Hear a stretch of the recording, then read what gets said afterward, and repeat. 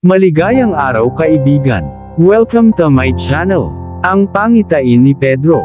Gawa 10 verse 1 to 17.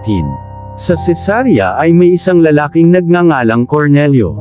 Isa siyang kapitan sa batalyong Italiano ng hukbong Romano. Siya ay isang taong sumasamba at may takot sa Diyos, gayon din ang kanyang buong pamilya.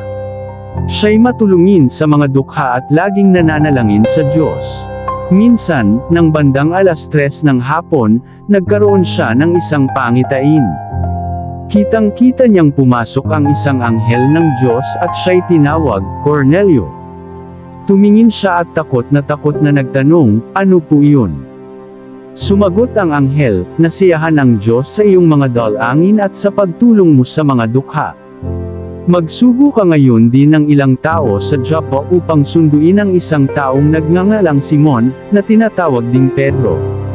Siya'y nanunuluyan sa bahay ni Simon na tagapagbilad ng balat ng hayop. Siya ay nakatira sa may tabing dagat."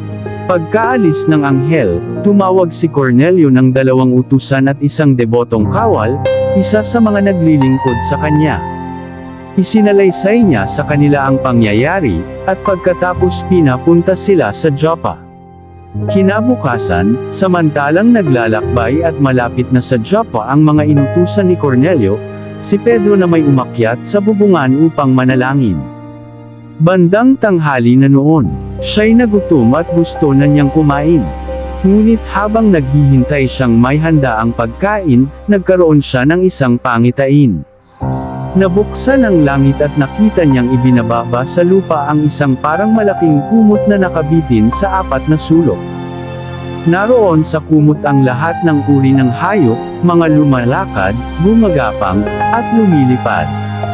Narinig niya ang isang tinig, "Pedro, tumindig ka, magkatay ka at kumain." Ngunit sumagot si Pedro, "Hindi ko po magagawa iyan, Panginoon. Kailan may hindi ako kumain ng anumang marumi o di karapat-dapat kainin." Muli niyang narinig ang tinig, "Huwag mong ituring na marumi ang nilinis na ng Diyos." 3 ulit na nangyari ito, at pagkatapos ay kaagad na iniakyat sa langit ang kumot na iyon. Habang pinag-isipan ni Pedro kung ano ang kahulugan ng pangitaing iyon, dumating naman ang mga isinugo ni Cornelio. Ipinagtanong nila ang bahay ni Simon at noon ay nasa may pintuan na sila.